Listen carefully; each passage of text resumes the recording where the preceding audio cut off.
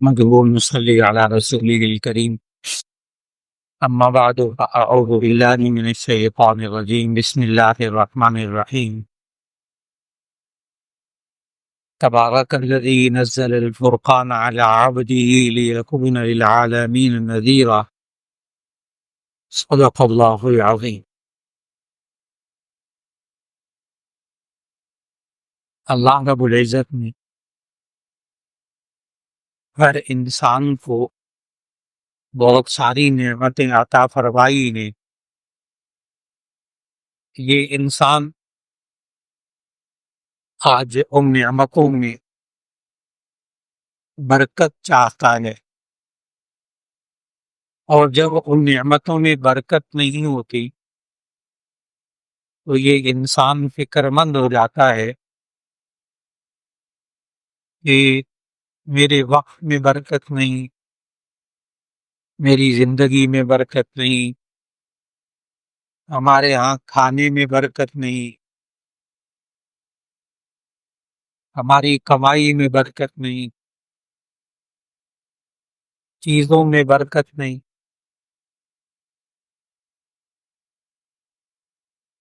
آج کی نشست میں صرف یہ عرض کرنا ہے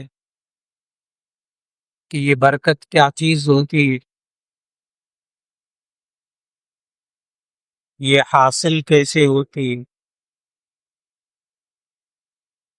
اور بے برکتی کیا چیز ہوتی ہے،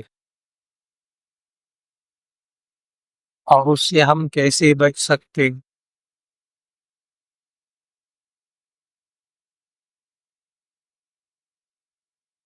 سب سے پہلی بات کہ اللہ تعالیٰ نے قرآن مجید میں چند جگہ میں فرمایا تبارک الذی نزل الفرقان علی عبدہ، بابرکت ہے وہ ذات جس نے اپنے بندے پر قرآن مجید نازل کیا۔ پھر آپ سورۃ الملک کے شروع میں پڑھتے ہیں تبارک الذی بیدہ الملک، بابرکت ہے وہ ذات کہ جس کے ہاتھ میں بادشاہت ہے۔ تو ہمیں قرآن مجید سے ایک بات سمجھ میں آتی ہے ان آیات سے کہ برکت کا جو سرچشمہ ہے وہ اللہ کی ذات ہے۔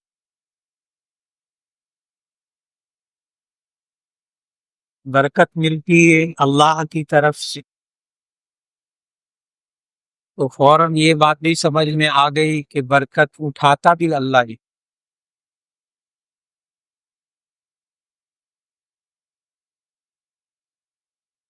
اور یہ برکت کیا چیز ہوتی ہے؟ ہم لفظ برکت کا جب ڈکشنری میں لغت میں معنی دیکھتے ہیں تو اس کا مطلب ہوتا ہے کسی چیز کا بڑھنا، کسی چیز کے اندر خیر کا ہونا، کسی چیز کے اندر سکون ہونا، کسی چیز کے اندر عافیت ہونا۔ عافیت کا معنی معاف کرنا، بچنا، یعنی انسان نقصانات سے بچ جائے، بیماریوں سے بچ جائے، اس کو عافیت کہتے ہیں۔ یہ بھی نبی صلی اللہ علیہ وسلم نے بہت مانگا، اللہم انی اسألک العفو والعافیت فی الدنیا والآخرہ۔ تو یہ عافیت بھی برکت میں شامل ہے۔ صحت کے لیے دعا کرتے یوں کہتے ہیں اللہم انی اسألک الصحۃ والعافیت، اے اللہ صحت عطا فرما اور اس بیماری سے بچاؤ عطا فرما، عافیت عطا فرما۔ تو معلوم ہوا کہ اگر کسی چیز کے اندر اللہ اضافہ فرما دے تو بھی یہ برکت کی نشانی ہے، اللہ سکون عطا فرما دے تو یہ بھی برکت کی نشانی ہے، اللہ اس میں اپنی رحمت ہمیں عطا فرما دے تو یہ بھی برکت کی نشانی ہے، اللہ عافیت عطا فرما دے تو یہ بھی برکت کی نشانی ہے۔ اب اسی کو بے برکتی کو بھی فوراً سمجھ لیجیے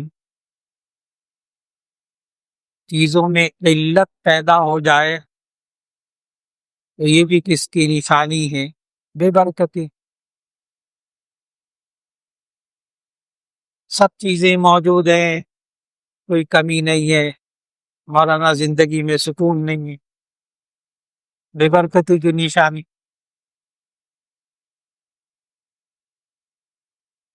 سب چیزیں موجود ہیں، اللہ کی رحمت اس میں نہیں ہے۔ سب چیزیں موجود ہیں لیکن زندگی میں عافیت نہیں ہے، یہ سب بے برکتی کی نشانی۔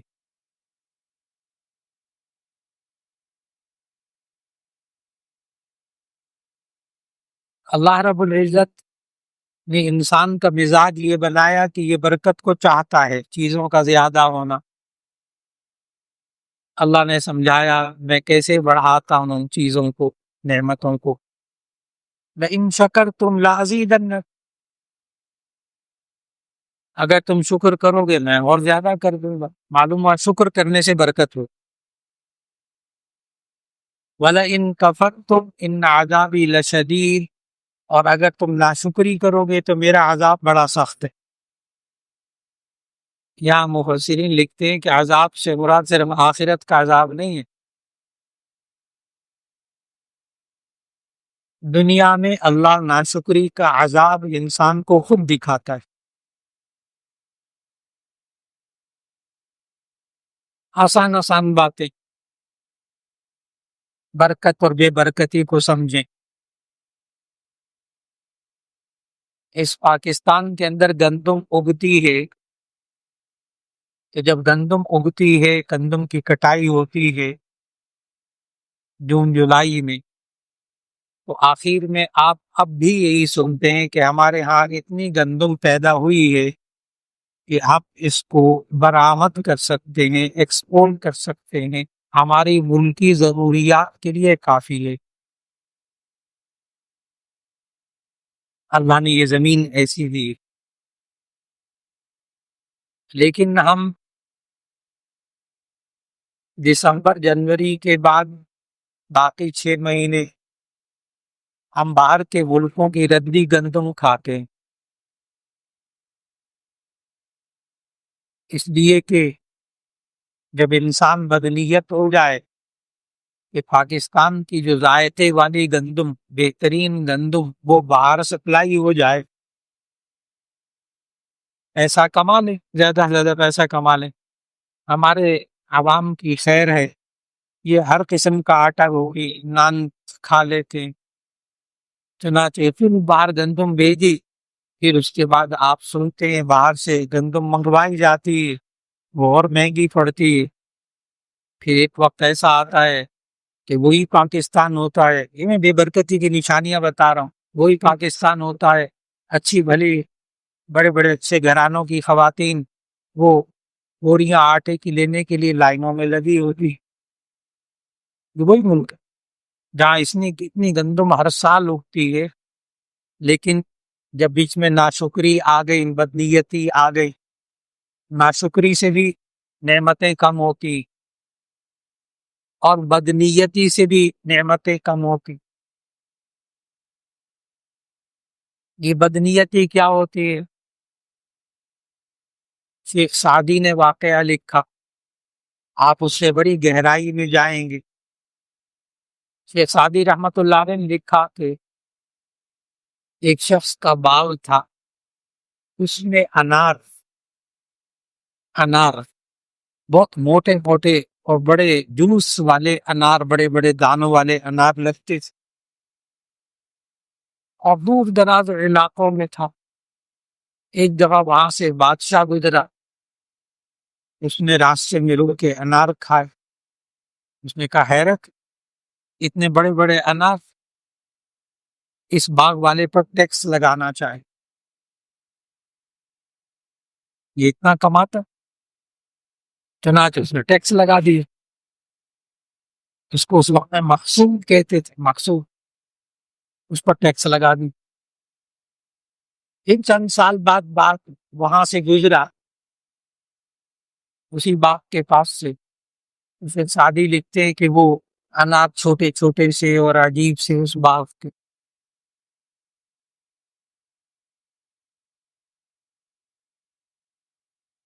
اس نے پھر پوچھوایا کہ یہ کیا ہوا؟ تو باغ کے مالک نے عجیب سا جواب دیا جس سے آپ کو بہت سی باتیں سمجھ میں آ جائیں گی. باغ کے مالک نے کہا، اس کو نہیں پتا تھا پوچھنے والا کون ہے، بادشاہ ہے کون ہے، اس نے اپنے نمائندے کو بھیجا تھا.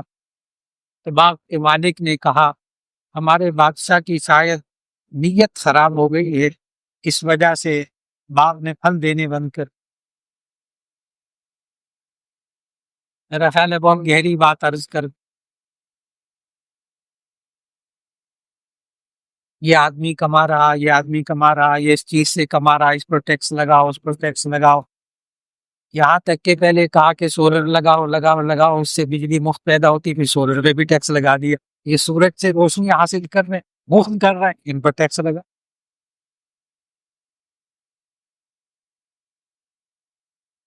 یہ پانی پیتے ہیں، ان پر ٹیکس لگا، اس پانی پر بھی لگا. اسی میں سے برکت ختم ہوئی جب نیتیں خراب ہو گئی.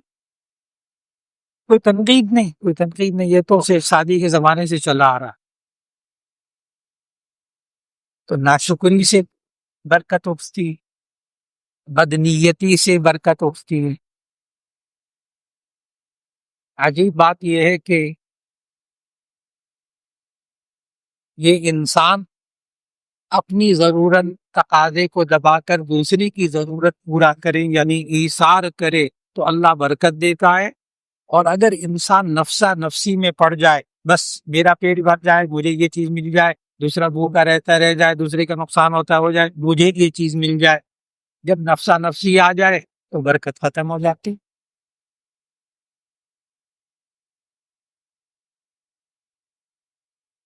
اور یہ برکت کیسے لکھتی ہے؟ نبی کریم صلی اللہ علیہ وسلم جب مدینہ منورہ تشریف لائے تو ہر مہاجر کو انصاری کا بھائی بھائی بنائے. اخوت، موافقت، بھائی چارہ، بھائی بھائی بنا دیے. ہونا تو یہ چاہیے تھا کہ اگر اتنے سارے مہاجر آ گئے تو اب ایسی صورت میں کہاں سے کھلائیں گے ان کو؟ ایک یہ سوچ ہے، کہاں سے کھلائیں گے، اتنے سارے مہاجر آ گئے، ہماری معیشت ساری بیٹھ جائے. اور ایک سوچ نبی صلی اللہ علیہ وسلم کی جو اللہ تعالیٰ نے ان کو عطا فرمائی کہ ہر مہاجر کو انصاری کا بھائی بھائی بنا دیا، کاروبار میں شریک کر دیا، گھر میں شریک کر دیا. آپ خود سوچیں، جس باغ میں 2 بندے کام کرتے تھے وہاں 4 کام کرنے لگے، جہاں 6 کام کرتے تھے وہاں 12 کام کرنے لگ گئے. وہی معیشت مضبوط ہونی شروع ہوئی، افرادی قوت پیدا ہو گئی، بے روزگار کوئی نہیں،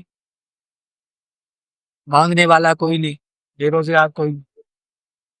پھر بات کہاں بدلتی ہے؟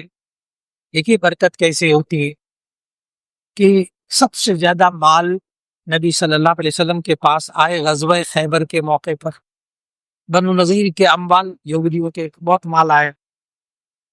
تو نبی صلی اللہ علیہ وسلم نے انصار صحابہ کو بلایا اور بلا کر کہا کہ 2 صورتیں ہیں، دونوں میں کوئی ایک اختیار کر لو، دونوں میں کوئی ایک اختیار کر لو. ایک صورت یہ ہے کہ اب یہ مال و دولت ہمارے پاس آ گیا تو اب مہاجرین کو ہم یہ مال و دولت دے دیں اور یہ اب اپنا الگ کاروبار کریں، انصار الگ کریں. سمجھنا ہے باتوں، مال و دولت آ گیا ہے، یا مہاجرین میں تقسیم کر دیا جائے، مہاجر اپنا کاروبار کریں، انصار الگ زندگی گزارے. ایک طریقہ. دوسری تجویز نبی صلی اللہ علیہ وسلم نے یہ رکھی تھی کہ یہ مال جو اب آیا ہے یہ انصار کو دے دیا جائے اور پہلے کی طرح مہاجر انصار مل کر رہیں. کتنی تجویزیں ہو گئی؟ 2. انصار صحابہ نے کہا جی ہمیں اجازت ہو تو ہم مشورہ تھوڑا سا کر لیں. وہ سرداروں نے آپس میں مشورہ کیا تو ایک سردار سب آئے نبی صلی اللہ علیہ وسلم کی خدمت میں اور کہا حضرت ایک تجویز، تیسری اور تجویز ہے، اگر آپ مان لیں. اب تیسری تجویز پہ غور کرنا. تیسری تجویز ہماری یہ ہے کہ یہ آپ جتنا مال اب آیا ہے یہ سارا کا سارا مہاجرین کو دے دیں اور مہاجر انصار کے ساتھ ہمارے ساتھ پہلے کی طرح رہے، سارا مال مہاجرین کو دے دیں، یہ پھر بھی ہمارے ساتھ ہی رہے، بس معیشت ترقی کر گئی، معیشت ترقی کر، بے برکتی اور برکت اس کا تعلق سچ اور جھوٹ کے ساتھ بھی ہے۔ یہی انسان تجارت کرتے ہوئے سچ بولے، اللہ اس کے کام میں، یہی کاروبار کرتا ہے، یہی دفتر میں کام کرتا ہے، یہ دیانت داری سے کام کرتا ہے، اللہ اس کی زندگی میں، اس کے مال میں برکت دے دیتا ہے، یہی بددیانتی سے کام کرتا ہے تو ایسی صورت میں اللہ بے برکتی دے دیتا، ایسا زیادہ آ جائے تب بھی اللہ اس میں بے برکتی دے دیتا، برکت اٹھ جاتی۔ اور یہ ہمارے جتنے بزرگ بیٹھتے ہیں ان کی تو زندگیوں میں یہ کئی واقعے شامل کہ جہاں جھوٹ شامل ہوتا ہے، جہاں دھوکہ شامل ہوتا ہے، جہاں فراڈ شامل ہوتا ہے، وہاں بے برکتی آ جاتی، اور جہاں انسان سچ بولتا ہے، دھوکہ نہیں دیتا، ملاوٹ نہیں کرتا، وہاں اللہ برکت دے دیتا۔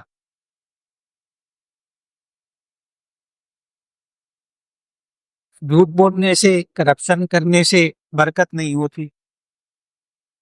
اور عجیب بات یہ بات غیر مسلموں کو سمجھ میں آ گئی، غیر مسلم ملکوں کو سمجھ میں آ گئی، ملاوٹ ختم، وہاں ملاوٹ کا سوال ہی نہیں، اس لیے نہیں کہ وہ سارے صوفی ہو گئے، نیک متقی ہو گئے، نہیں، وہ تو کافر ہے،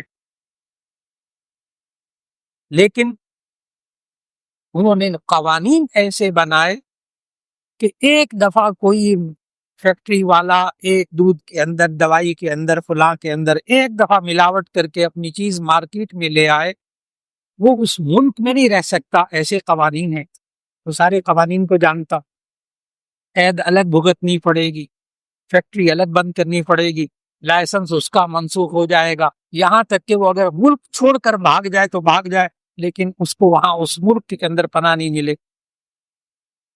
اس کے سارے اثاثے ضبط ہو جاتے، اس کو سڑک پر لا کر کھڑا کر دیتے، جیلوں میں ڈال دیتے، کوئی بھی پوچھنے والا نہیں ہوتا۔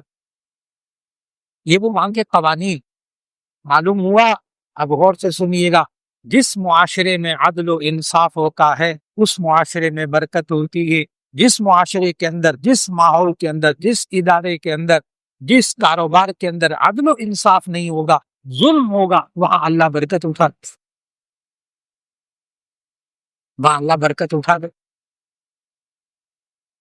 پھر اسی طرح اگر یہ انسان اللہ کی راہ میں خرچ کرے تو برکت ہوتی ہے، یہ سودی کاروبار کرے، سود کا لین دین کرے گا، اللہ اس میں سے برکت اٹھا لے گا۔ آیت پڑھتا ہوں، یمحق اللہ الربا ویربی الصدقات، یمحق اللہ الربا ویربی الصدقات، اللہ جو ہے صدقات کو بڑھاتا ہے اور سود کو مٹاتا ہے۔ کیسے مٹائے؟ سود تباہی، تجارت برکت، صدقات برکت۔ سود کیسے تباہ کرتا ہے یہ اللہ نے سمجھایا، الذین یأکلون الربا لا یقومون الا کما یقوم الذی یتخبطہ الشیطان من المس، یہ لوگ جو سود کھاتے ہیں یہ نہیں کھڑے ہوں گے مگر اس طرح خبتی اور بدحواس ہو کر، یتخبطہ الشیطان من المس، جس کو شیطان نے چھو کر اس کو خبتی بنا دیا ہے۔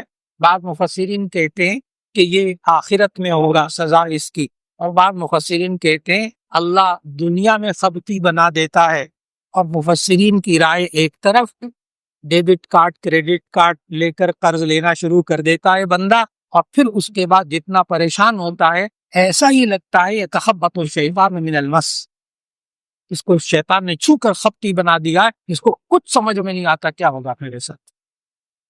یہ ایک ایک بندہ جس کے جیب میں ڈیبٹ کارڈ کریڈٹ کارڈ پڑا ہوا، ہاں اپنا پیسہ اے ٹی ایم کارڈ بالکل ٹھیک کہ اپنا پیسہ رکھا ہوا ہے، آپ نکال رہے ہیں، وہ بھی ایک کمال ہے جو اس پوری قوم کے ساتھ ہاتھ ہو گیا۔ آپ کے لاکھوں روپیہ ان کے پاس جو کما رہے ہیں اور آپ کے جیب میں پلاسٹک کے کارڈ، تو اسی وقت میں بیٹھ کر سوچیے گا کیا ہوا۔ ہمارے جیب میں پلاسٹک کے کارڈ، اور جتنا ہمارا پیسہ اس سے دوسرے کما رہے کھا رہے خوب کھا رہے۔ لیکن یہ انسان اسی چیز میں سود میں آ جاتا ہے، تو اللہ کہتا ہے دنیا میں بھی پریشان کیوں، برکت اٹھ گئی۔ جب اللہ ساتھ ہوتا ہے تو برکت ہوتی ہے، شیطان ساتھ ہوتا ہے بے برکتی ہوتی ہے، بہت سیدھی سی بات۔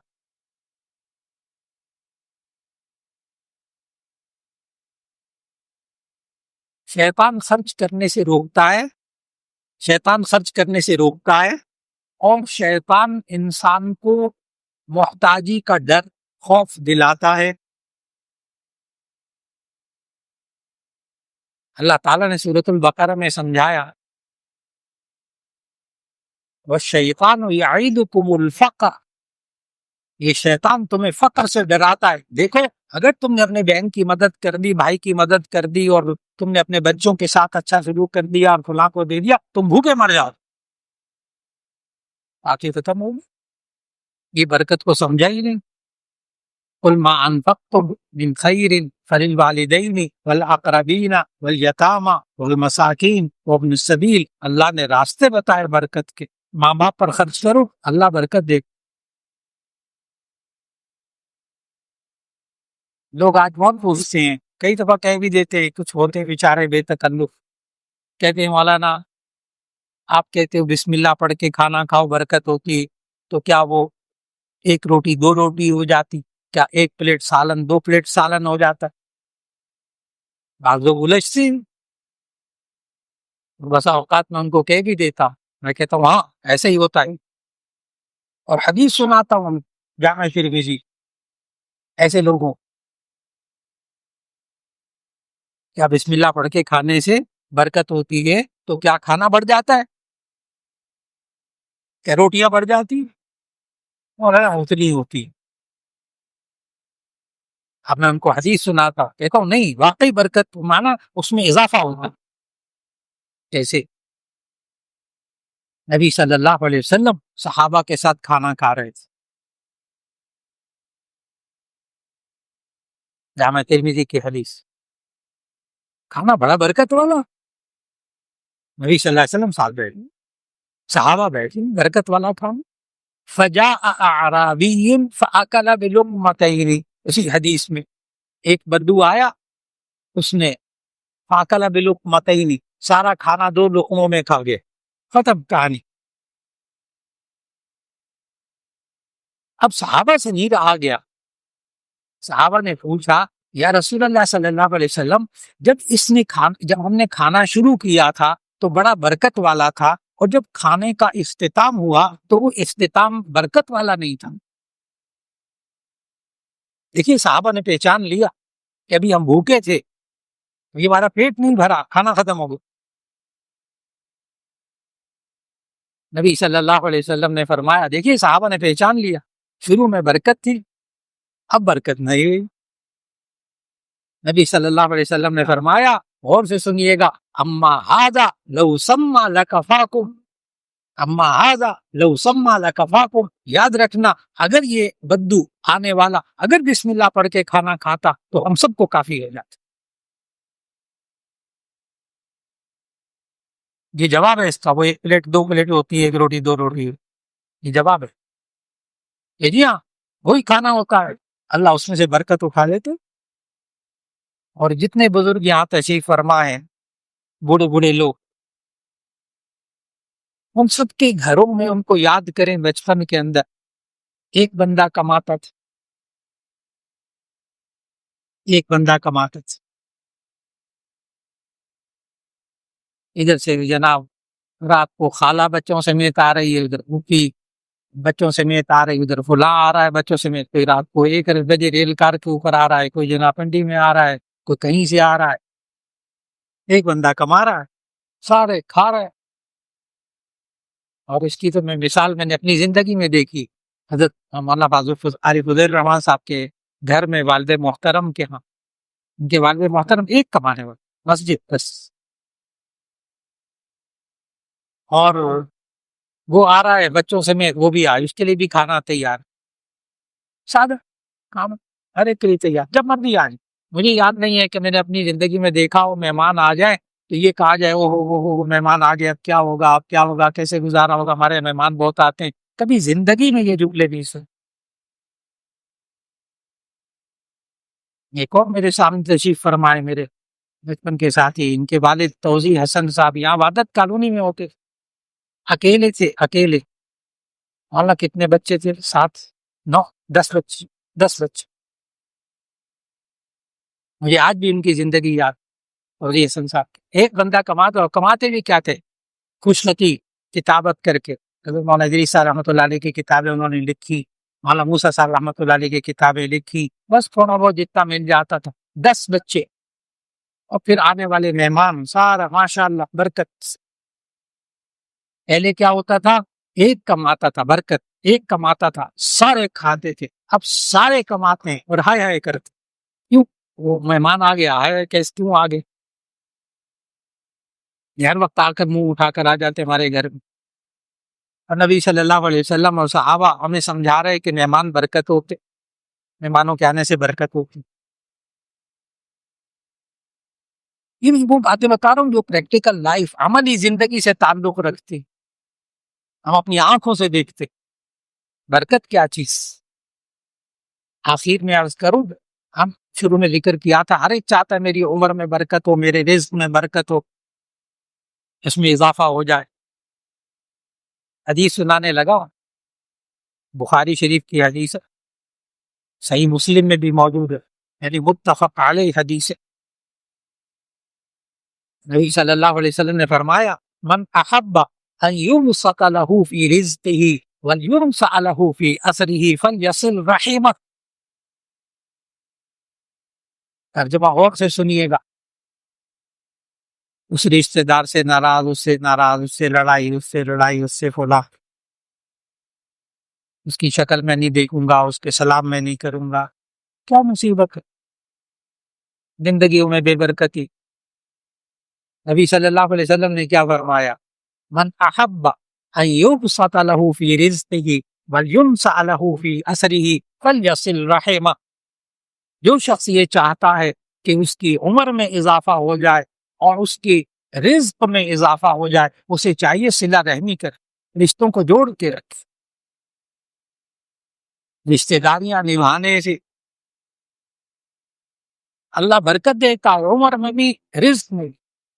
بہت سے لوگ یہ حدیث سنتے ہیں نا تو بعد میں مجھے کہتے مولانا یہ تو جب بچہ ماں کے پیٹ میں ہوتا ہے اس وقت اس کا رزق بھی لکھ دیا جاتا ہے، اس کی عمر بھی لکھ جاتی ہے، یہ کیا اعمال کرے گا وہ بھی لکھ دیا جاتا ہے، وہ شقی ام سعید نیک بخت ہے یا بد بخت ہے یہ بھی لکھ دیا جاتا ہے، پھر یہ رزق میں اضافہ کیسے ہوگا؟ وہ تو لکھا جا چکا، جتنا ملنا ملنا ہے بس، پھر عمر میں اضافہ کیا ہوگا، عمر تو لکھی جا چکی۔ تو بعض محدثین نے اس کا یہی ترجمہ کیا ہے کہ نہیں، اس کا مطلب ہے اللہ تعالیٰ جب بندہ صلہ رحمی کرتا ہے تو اللہ عمر میں اضافہ کر دیتا ہے، یعنی برکت اس عمر میں دے دیتا ہے، اس رزق میں برکت دے دیتا ہے۔ بعض محدثین نے یہ کہا ہے، اور بخاری شریف کی شرح میں علامہ عینی لکھتے ہیں اور مسلم شریف کی شرح میں علامہ نووی لکھتے ہیں، انہوں نے بڑے دھڑلے سے لکھا کہ نہیں، رزق میں اضافہ ہوتا ہے، عمر میں اضافہ ہوتا ہے۔ وہی ایک پلیٹ 2 پلیٹیں، ایک روٹی 2 روٹی، انہوں نے کہا نہیں، رزق میں اضافہ ہوتا ہے۔ اب سوال پھر وہی آ گیا کہ جی رزق تو پہلے لکھا جا چکا تھا، اس میں اضافہ کیسے ہوا؟ تو یہ دونوں شیوخ محدثین لکھتے ہیں کہ دراصل تقدیر میں یہ لکھا ہوا تھا کہ اس بندے کا رزق اتنا اور عمر اتنی، یہ تقدیر میں لکھا ہوا، اور تقدیر ہی میں یہ بھی لکھا ہوا کہ یہ بندہ اپنے ماں باپ کے ساتھ صلہ رحمی کرے گا، اپنے رشتہ داروں کے ساتھ صلہ رحمی کرے گا، اللہ کے علم ہے نا کیا کرے گا، لہذا اس کی عمر میں تقدیر کے اندر اضافہ کر دیا گیا اور تقدیر میں اس کے رزق میں اضافہ کر دیا گیا، تقدیر میں کوئی تبدیلی نہیں ہوئی۔ اب نہ خرچ کرے ماں باپ کی، ٹھیک ہے، جتنا مرضی کمائے، برکت ختم، خلاص۔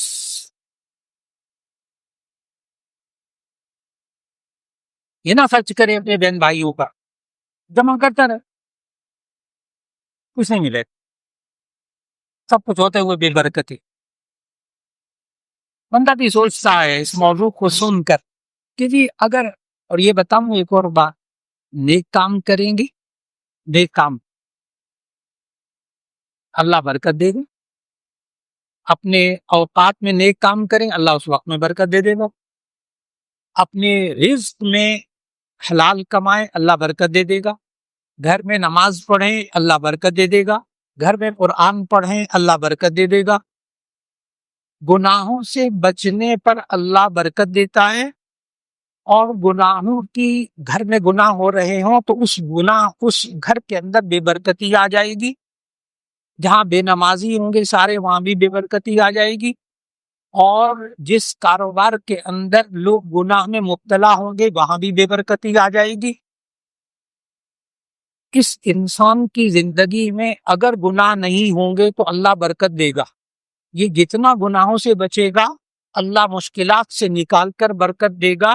اللہ وہاں سے رزق دے گا جہاں سے گمان نہیں ہوگا۔ 28 پارے کی آیت پڑھنے لگا ہوں، یہ آخری جو جملہ عرض کیا، گناہ نہیں ہوتے برکت ہوگی، جہاں گناہ ہوگا وہاں اللہ برکتیں اٹھا لے گا۔